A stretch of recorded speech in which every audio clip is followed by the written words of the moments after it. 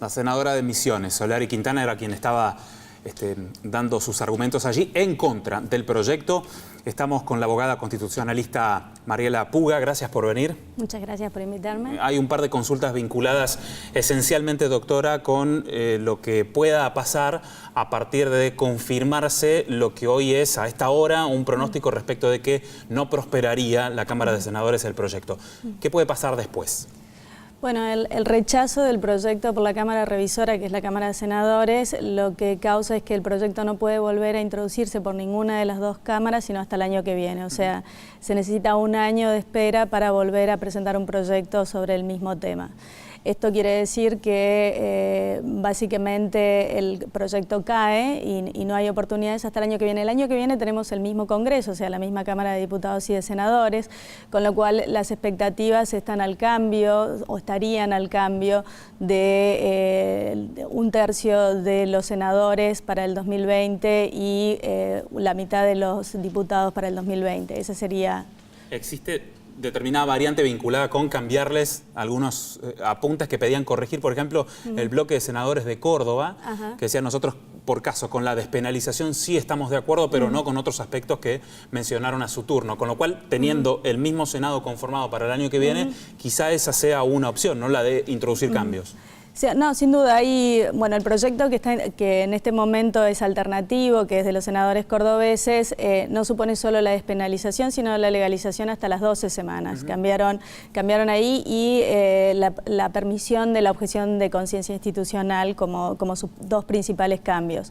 En el caso de que eso fuera viable el año que viene, esa sería una alternativa. La otra y la tercera alternativa es solo despenalización sin legalización, que es una alternativa, digamos, en donde no existiría la posibilidad de que los hospitales públicos facilitaran la operación a las mujeres que no tienen recursos para hacerlo, lo cual de alguna manera dejaría el debate para el feminismo en un lugar que no es el lugar en el que se esperaba, pero la despenalización siempre es un avance y podría llegar a ser, incluso podría presentarse entre tablas un proyecto a discutir si lo aceptaran los senadores de despenalización, que en este momento no está presentado, pero podría ocurrir. Solo para destrabar ese aspecto, ¿no? El de la despenalización. El de la despenalización, ¿Eso podría ocurrir hoy mismo? Eso podría ocurrir hoy mismo. Eso podría ocurrir hoy mismo.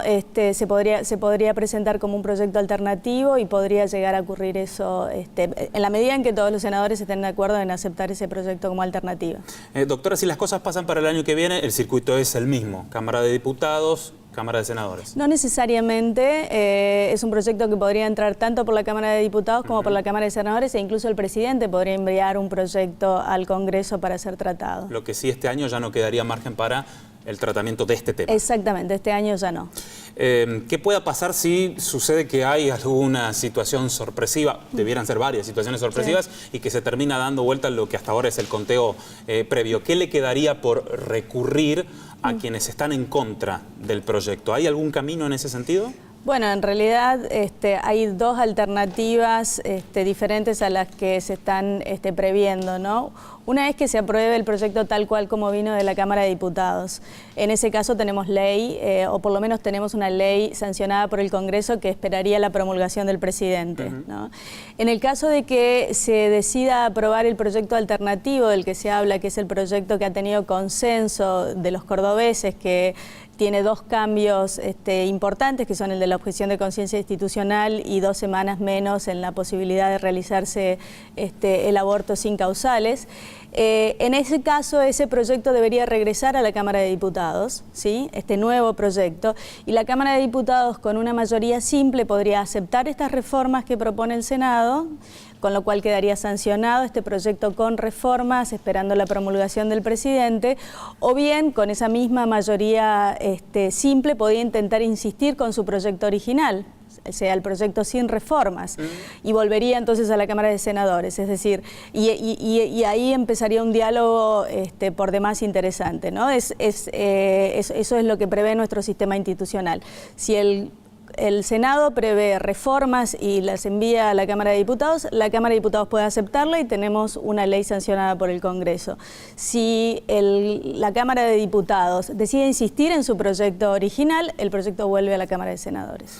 Le hago la última vinculada siempre con este escenario de que se dé la sorpresa y se apruebe también en el Senado, que es algo que surgió entre la aprobación de diputados y hoy, 8 de agosto, de parte de quienes están en contra del proyecto, que decían es inconstitucional. ¿Puede haber algún recurso para presentar que vaya en ese sentido, el de la inconstitucionalidad, en el caso de que hoy se apruebe en el Senado?